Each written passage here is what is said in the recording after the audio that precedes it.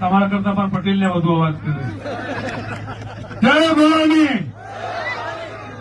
બાપુ પાટીદાર સમાજ તો તમારે એક બાજુ એવી એહસાન માનવું જોઈએ કે અમે દારૂ મોંઘો કર્યો એટલે ઓછો પીતા થયા.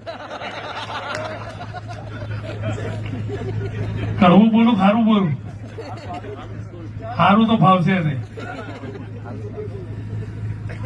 બધાએ બહુ સમાજના ઉત્થાનની વાત કરી બાપુ. મારો સમાજ તો ઘણો બધો આગળ જઈ ગયો છે કે વિશ્વના કોઈ દેશ એવો નહીં કે જ્યાં પાટીદાર સમાજનો ડંકો ના વાગતો હોય. એનું કારણ એની એકતા છે, તમારા એનો અભાવ છે.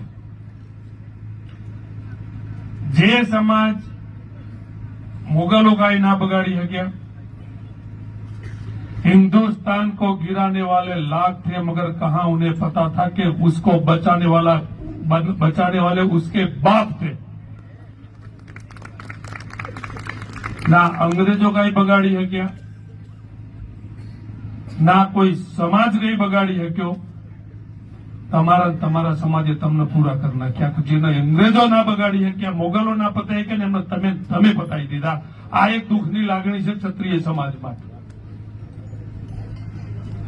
કઈ પણ બાપુ એક સૌથી મોટી તકલીફ એ પણ છે ધવલસિંહ કે દીવો કરવો હોય આપણા ઘરના પાણીયારે તો પહેલા આપણે બાજોટ મૂકીએ, એના ઉપર કોળિયું મૂકીએ, એમાં તેલ વેડીએ, એમાં દિવેટ મૂકીએ, પછી એમાંથી માચીસ હળગાઈએ ત્યારે દીવો પ્રગટી નજવાળું થાય. આટલું કરવું પડે. અને એમાંથી એક વસ્તુ ના હોય તો, તેલ ના હોય તો દીવો થાય, દિવેટ ના હોય તો દીવો થાય. તો સૌથી મોટો પ્રોબ્લેમ એ હે બાપુ કે જેને અમે બધા 18 વરણ બાપુ કહીએ છીએ ને, આ તમારો સમાજ બાપની ફરજ ભૂલી ગયો છે ને એમાં દુઃખી છે. લાગશે કડવું તમને, પણ જેના 18 વરણ બાપ કરી અને છોકરાઓ જે માની અને 18 વરણ હાચવવા વાળો સમાજ હતો ને, એમને એમના છોકરાઓને રઝળતા મૂકી દીધા. તમે તમારા બાપની ફરજ ભૂલ્યા છો એટલે તમારામાં તકલીફ થઈ.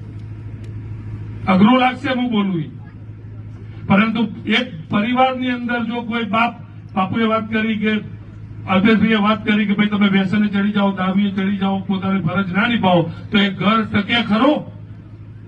તો 18 વરણ તમને બાપ કહે છે તો તમારી ફરજ નિભાવો. તમે તમારી ફરજ ભૂલ્યા છો અને એટલે જ તમારા પાછળ જે 18 વરણ છે ને એને તમે નહીં ગમતા. એવું કોઈ તમને મોટે નહીં કે હું તમને કહું બાપુ બધાને થાવું એ પણ તમે ગમતા કોઈને નહીં. આ વાસ્તવિકતા છે. અને એનું મેન કારણ એક છે આ વ્યસન. સૌથી વધુ જો કોઈએ વ્યસન અપનાવ્યું હોય અને સૌથી વધુ વ્યસને કોઈ સમાજને પાછળ મૂક્યો હોય તો એ તમારો સમાજ છે. અમારો સમાજ તો પીવો છે પણ આગળ આવ્યા પછી પીવે ખરો, એમાં નાની પાડવાની અને ઢગલો પીવાનો.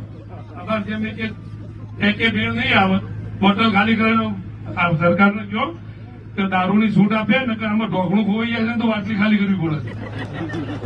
દુઃખ ઘણો છે યાર. એટલે વ્યસનથી દૂર રહેજો. આ તો અમારા મહાદેવ આવતા હતા ત્યાં ભેરવો દંડાથી મફત આવ્યો છે. ભેરવાનું આમંત્રણ નતું, આ મહાદેવ અંગાથી આવ્યો છે.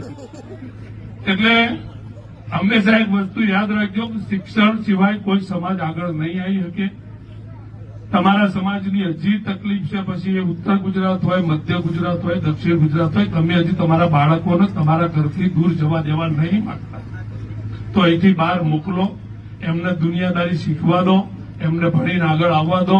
બાકી અહીંયા ને અહીંયા ગામમાં 2 વીઘાના 4 વીઘા હોય, એમાંથી 2 ભાઈ હોય, પાછા 2 થાય, પછી 1 થાય, પછી વાડો કરવાની જ વધશે ને પછી કશું નહીં વધે.